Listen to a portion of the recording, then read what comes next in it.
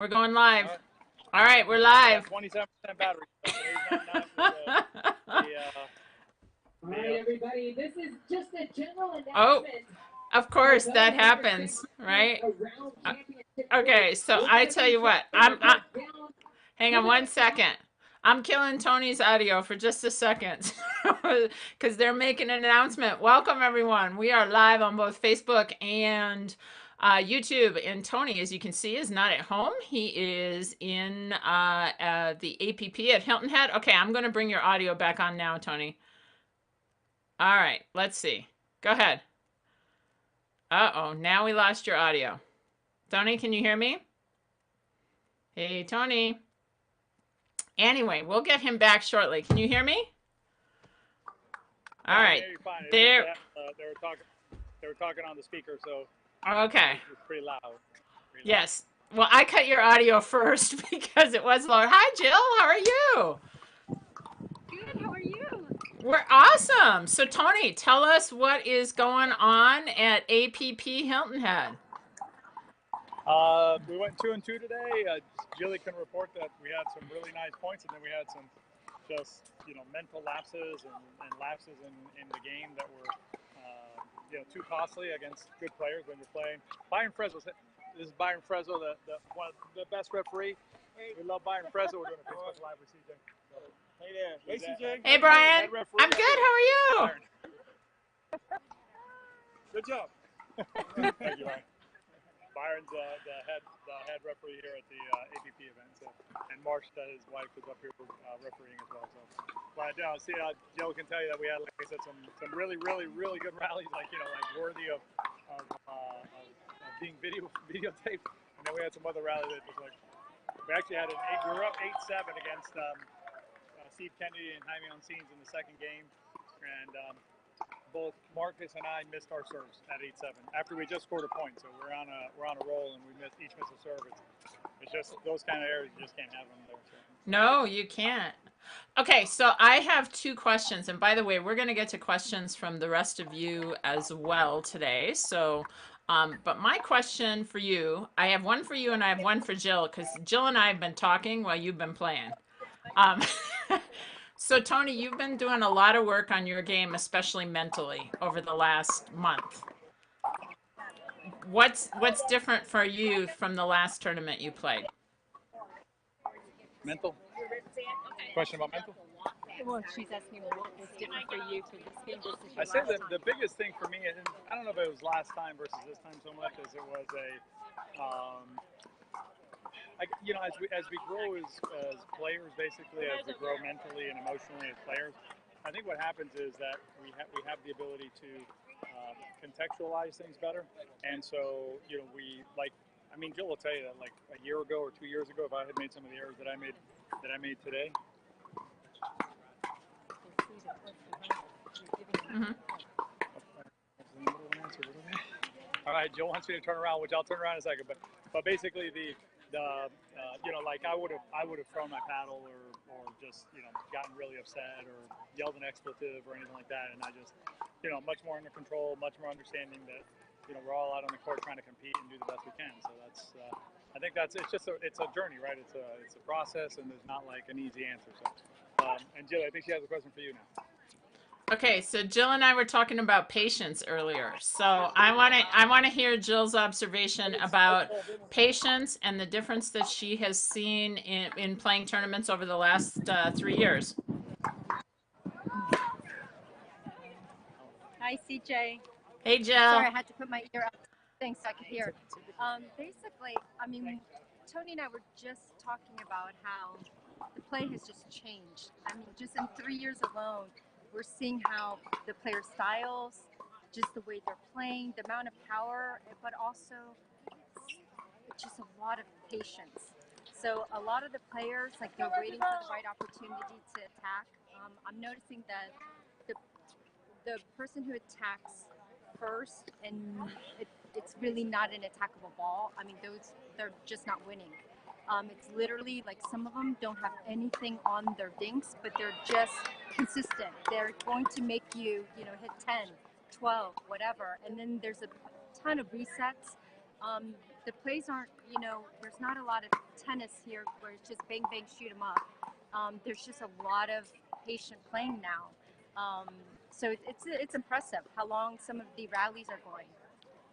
Yeah, definitely. I mean, you're seeing a lot more, just a lot more play, a lot more higher percentage play. You're seeing a lot of balls clearing the net, which is something that we talk a lot about here at Pickleball, right? And, you know, getting that net out of play. And the other thing is that, you know, I think what we're seeing also is we're seeing, I think a general increase in the level of play. Period. I mean, you watch, you know, like 4-5s and stuff like that, and they're just playing really good pickleball. I mean, you know, we got to drill a little bit yesterday, and we're out there doing some drilling and watching even 4-5s, even 4s, and their ability to dink and at a high level, really nice dink, really nice control. It's impressive to watch. So we're gonna walk around a little bit, CJ. I'm gonna mute my phone and I'll go over to the courts over there and show you a couple of matches as we walk. All right? I'll tell you what's going on as we go. Okay, cool. you walk and you jump back on whenever you want to. I'm manning both Facebook and YouTube today. So hello everyone on both. Hi Jerry, how are you? I know Jerry says to us, Tony, if you can hear this, you need to come and do a camp in Phoenix. And she actually emailed us, so we did get your email, Jerry, and I mentioned it to Tony the other day that maybe we can squeak something in there in April sometime. We will see. We got the U.S. Open in April as well at the end of April, and I know Tony plays in that. That's in his backyard. Jill plays in that as well. And if you do have any questions, please make sure that you ask. Tony's walking around trying to find us a little bit of action so that you can see a few things that are going on. And let's see. Hello. We got Jenna. Hi, Jenna. Got your email today. And we'll be answering you. So hi, Jenna. She's one of our VIP members. And we got Jean over on Facebook. Jenna wants us to come to Michigan. She wants us to come to the Beer City, Tony. Tony, I think Tony played in that last year. I can't remember. Or this year. Not last year. It's still this year. It feels like I next year. don't know if I'm interrupting. I'm sorry if I am. No, you're not. Everything like that. I'm going to mute the phone, but on the far side is Rick Witskin and Jose DeRisi. On the near side is Scott Crandall and Nils Miller, and they're playing a bronze medal match. So I'm going to flip the phone around. Maybe I might not let me. I'll just turn it around. Yeah. Mute myself, but it's some really interesting points, and these guys are playing all day, and it's really good pickleball if you want to watch for a minute. So what I'm gonna do, go ahead and flip the phone around if you want to. I'm gonna give it a full look here so that you can. Oh, there we go.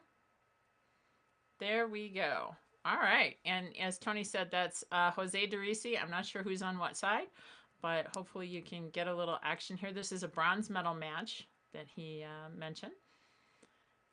So let's see. That's a nice angle, Tony. If you can keep that angle, that's pretty good. So that's Jose DeRisi in the black serving, Rick Witskin in the greenish, and then Scott Crandall here in the blue, and Nils Miller in the black over here. But you'll see a lot of dinking here. You see how basically they're working it, right?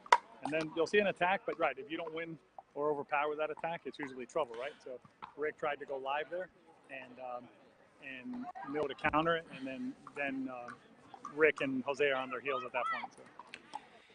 Hey Tony, that's a perfect angle.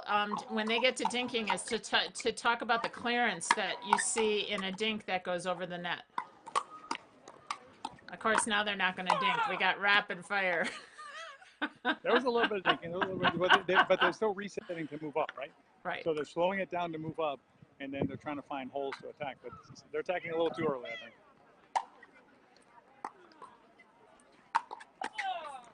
See, now they're going to slow it down. Okay. Oops. Waiting for the floater, and then Mills has a really good backhand shot with that. It's kind of unorthodox because the way he holds the paddle, but he can still turn his wrist and punch it down pretty decent. Whoa.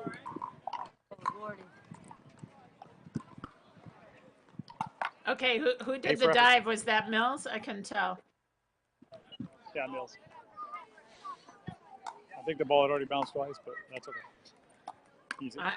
That dive was impressive. Next, it was next to them over there. That's a senior pro women's match. So we can watch a couple different. Actually, the lady that plays here, I don't know her in the blue with the gearbox paddle. I've never seen somebody move. Let's show you the dinking again. but move the paddle around like he does. She hits everything with one side of the paddle, basically. That's Mills' trademark shot. Backhand flick to the player next to him. So when you said she hit everything to one side of the paddle, is that similar to what we see Never in... uses the back of the paddle. Okay, so that's similar to what we see in...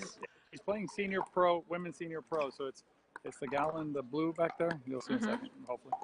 So you'll see how she hits everything with the same side. You see that? She turned the paddle, and she hit it with the same side of the paddle.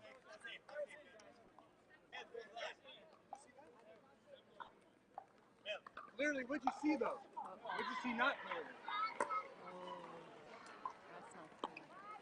And then down there there's a call controversy on court 17.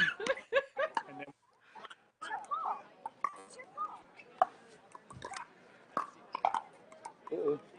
they're trying to figure out who's going to make the call. And Mills is not. I'll do it for me. Mills is not happy that the ref wasn't able to do it, to oversee the call, overrule the call. So Sarah Ansbury's playing on that court down there. See if you can see it, CJ. Yes, we can see that.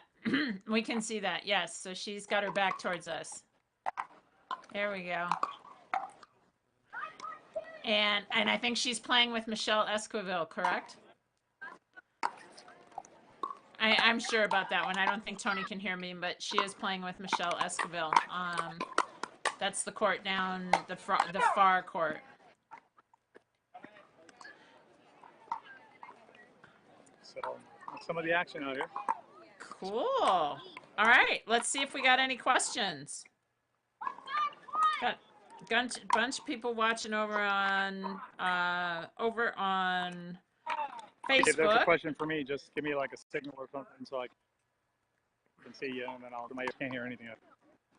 No problem. Keep showing us some stuff.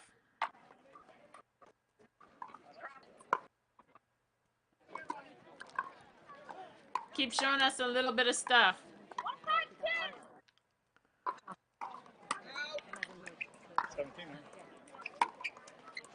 We don't have any questions so far. Oh, I just had an ATP. Sorry, I didn't know I turned the wrong way for that. Are you going to turn it back around and show us a little bit of play, or have you got to get going?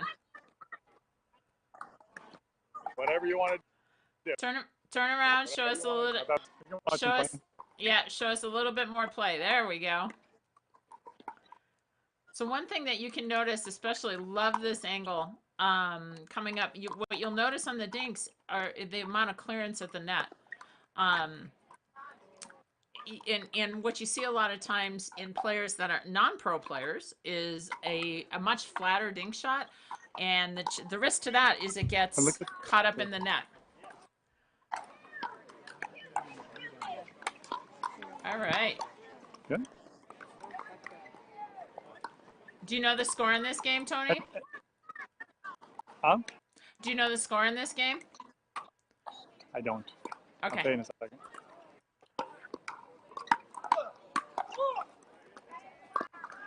That's Mills' trademark shot. He likes to accelerate with the backhand right at the player opposite him and then look for a good one. Let's see what it is. 6-1-2. Jose and Rick are up. And if you missed it, that's a bronze medal match. Go ahead. Bronze medal, yeah. But you can see how good Jose's hands are. And that's the Rick Whitkin special. He flicks it. That landed in right there. He just kind of flicks it. You're not sure what he's going to do.